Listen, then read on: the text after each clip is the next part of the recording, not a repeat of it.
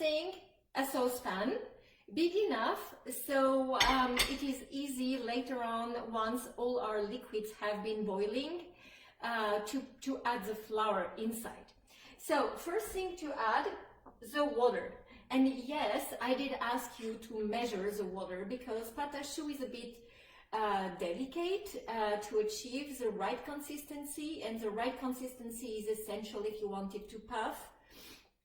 And to achieve that, either you have a lot of practice behind you and you know how to recognize the right consistency, or you're beginning and like I guess everybody is today, and it's better to have pre-measured ingredients because then you know exactly what you're going to get. So my water goes into my saucepan here, and the second thing to go in my saucepan is my butter. The butter, I did cut it in smallish pieces. You see, I'm not doing it very well, and it doesn't matter. It's just that I want it to melt faster. Okay, I'm already dirty. Then we're going to put a pinch of salt. Is it salt or sugar? I don't know. Well, that's salt. Ugh. Okay, so a pinch of salt, a pinch of sugar. Today I use super fine sugar, so it's hard to tell the difference with salt visually. And then I'm going to add my flavorings, and it's going to be about a tablespoon. We'll do it French way, so about, you know. And we're going to boil those ingredients. So I'm going to get my burner started, and I'm going to stir so everything melts in a timely manner. So it is important to get to a point that I call the rolling boil. So you know, it's when it's boiling and you have all those big bubbles all over the top of your saucepan. That's a rolling boil, and that's where you want to get at this point. I have a rolling boil. I would love to be able to show you, but given my installation, I don't dare touching anything. Trust me, it's boiling. I'm going to lower my heat to the minimum, and I'm going to dump my flour inside. So my flour is here, pre-measured, and all the quantities I gave you today are half a whole batch, because that's already quite a lot of beignets, but you'll see that the recipe, when you get it, will show double quantities. And as a recipe, like I will post it later this afternoon on the Facebook page. So here I'm stirring, and it looks like a baby mush, and I'm going to now stir faster. I want to incorporate all my flour. I don't want any white spot in here, and it is important to do so to evaporate some of the water so our little beignet puffs. So until now, it is exactly the same technique to make pâte à choux, regular pâte à choux. This is regular pâte à choux. Same quantities, same everything. And if we were piping it from a tip and a piping bag, we could make éclairs or little cream puffs or stuff like that. Those cook for a long time though, so it's not the best format for a live session. Okay, now I'm happy with my, it looks like a bowl, so it completely separates from the sides. I'm going to stop my burner, and I'm going to transfer this in my bowl. I'm going to just shake it a little better to make sure that there is no more raw flour in here. And I'm going to dump that mix. So I'll try at this point to show you. So here, and I'm going to dump it here in my bowl. That's it. and we're going to use the freezer really quickly. So a little piece of advice, put water in the saucepan right now, because then it's a pain to clean. So okay, my pâte à choux is ready, minus the egg. As you can maybe see, it's hard to see on the screen, but it smokes still. So I'm going to put everything in the freezer. I'll be back with you in a second, and we'll give it 3 minutes in the freezer and it will cool down. Okay, so here it is, and I'm going now to incorporate, so it's not smoking anymore. It's still a little warm, but it's okay, but not as warm as to cook my eggs when I'm going to put them inside. So now I'm going to add my egg inside a little at a time. So I'll re-whisk it and get rid of my fork here, and a little at a time I will add my egg in my batter, and I'm going to stir. So you will notice that it's extremely slippery. So I think that plastic bowls are the best to do that. They're a little less slippery than the rest. And also, of course, you might have noticed I'm using wooden spoons. Wooden spoons are less slippery, and also never use a whisk. If you use a whisk on a pâte à choux, you're going to destroy it completely and it won't puff. So, okay. And when you see that the egg is starting to get inside, you can stir. And the consistency we want to get ultimately is going to be the one of cheesy polenta.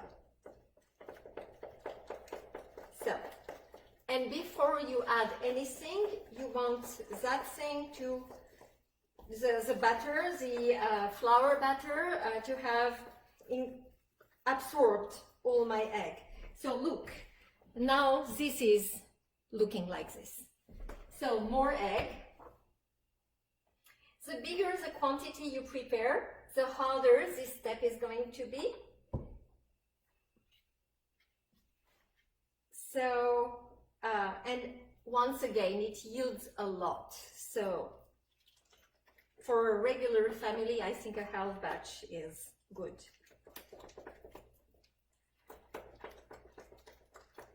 When we're going to be frying our beignet, our pednon, we are going to avoid crowding the pan. So that's the reason why I picked a wok, because those vessels have a wider opening and they are perfect for that kind of things. So the end of my egg goes inside, and my egg was measured. My cheesy polenta, right? So now it's time to check the temperature of our oil. So my thermometer is here. It's a simple candy thermometer, QFC, anywhere. I mean, it's super easy to find. When you take the temperature, avoid putting it, getting your thermometer in contact with the bottom of the pan, because this is going to change your measure. So we're not hot enough yet. And for the quantity of oil, I did add about half an inch, like 1.5, about 1.5 centimeters, half an inch of oil in my pan. Here is the size I want.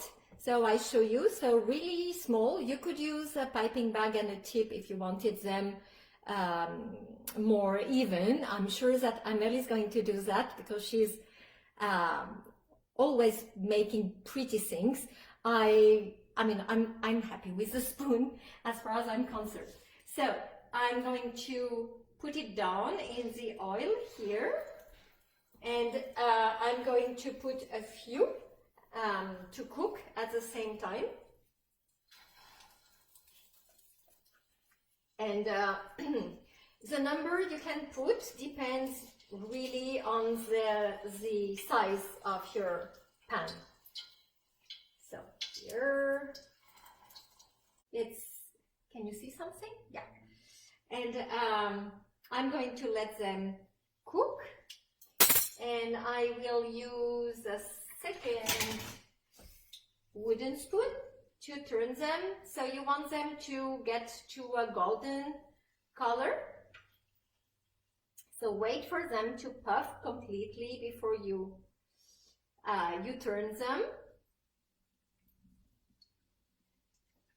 And wait for the second side to get to the same color. So now my temperature is good, so I'm going to restart the heat. Okay. And they float. So it's fun to make. And they are ready to be eaten as soon as they are cooked, except they are very warm. So usually wait for that batch to be ready. Oh, and as we're doing this, this is important. Get some paper towel in the serving plate first, like this. So it absorbs some of the fat and they don't get greasy. So, and I'm going to do a double layer.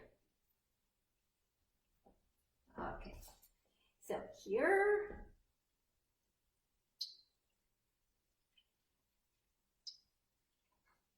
very cute.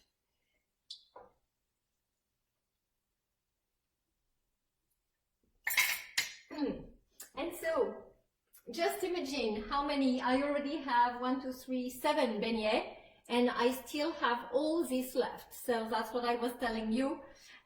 It yields a lot. So,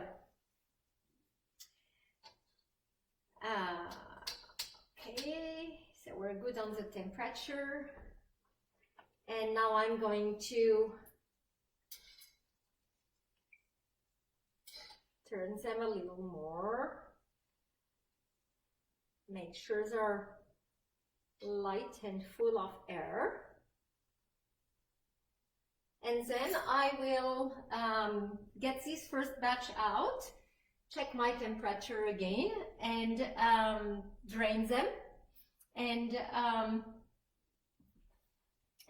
the first batch will be ready. So I'll get the plate here. And so the first ones are ready to get out of the wok right now. So here, and as soon as they are manageable with fingers, I will bring it to the screen so you have a better view.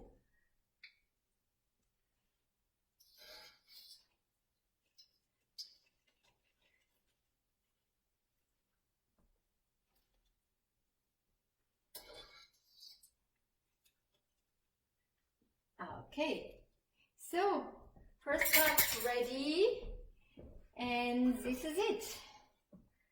Some little pednon. So ready to receive some sugar, some sprinkles, and to enjoy with a cup of tea or coffee.